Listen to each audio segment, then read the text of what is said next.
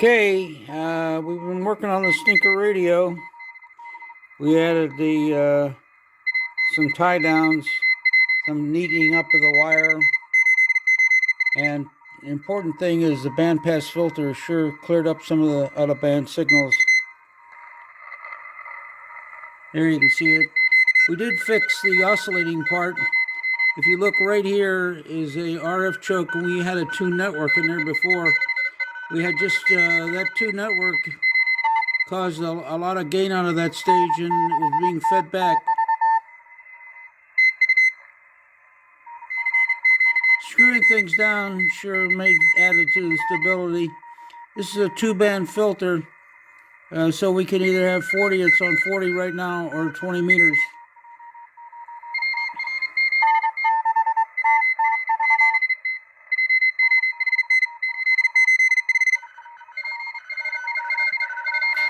Added a little control panel here, so we had the controls bunched up.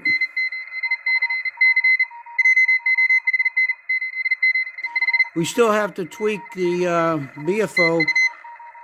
This is a 4.9152 4.4 pole filter, and I just grabbed an Arduino SI5351 out of another rig that had 4.9152, but the center frequency for that particular radio used with this Arduino SI5351 was a little bit different, so we got to tweak the frequency to get it spot on. But some real progress. A lot better now that I got things screwed down to a board and kind of neatened up the wiring. And the bandpass filter really took care of the out-of-band signals. So Pete here, N6QW, this is the stinker, and we're working on getting it fixed. And I'm encouraged by what I see so far.